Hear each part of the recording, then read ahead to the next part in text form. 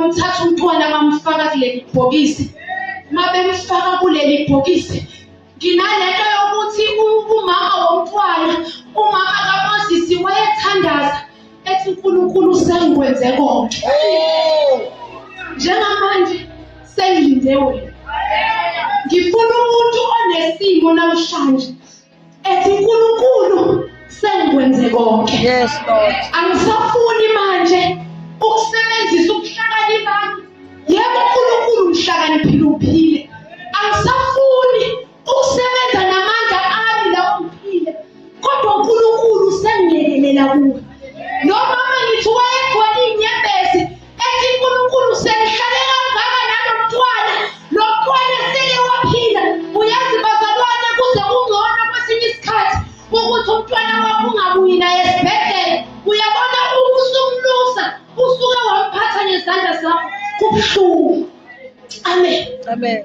Wathi lo mama wathi noma esenkingeni umama Mose wacabanga ukuthi let me just let the Holy Spirit take over. Elabasa. Hallelujah. Amen. Sibona lo mama uthatha umntwana wakhe uyomfaka emanzini.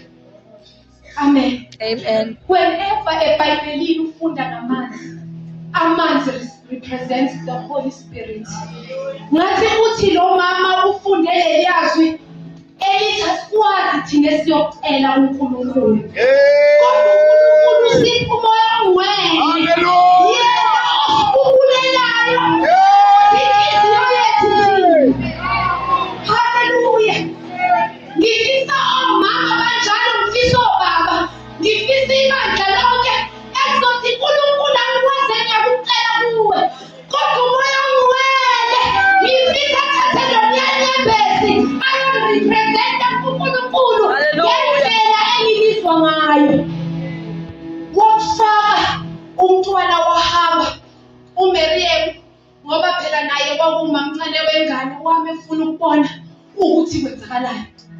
Webazalwane, uNkulunkulu uma sefuna ukushintsha isimo sakho ubreak ama-protocols. Yes, Lord. Amen. Amen. uNkulunkulu uma esefuna ukushintsha isimo sakho akenzi lezinto wena oyibona ngathi zinomali. uNkulunkulu wenza an extraordinary things uma esefuna ukushintsha isimo sakho.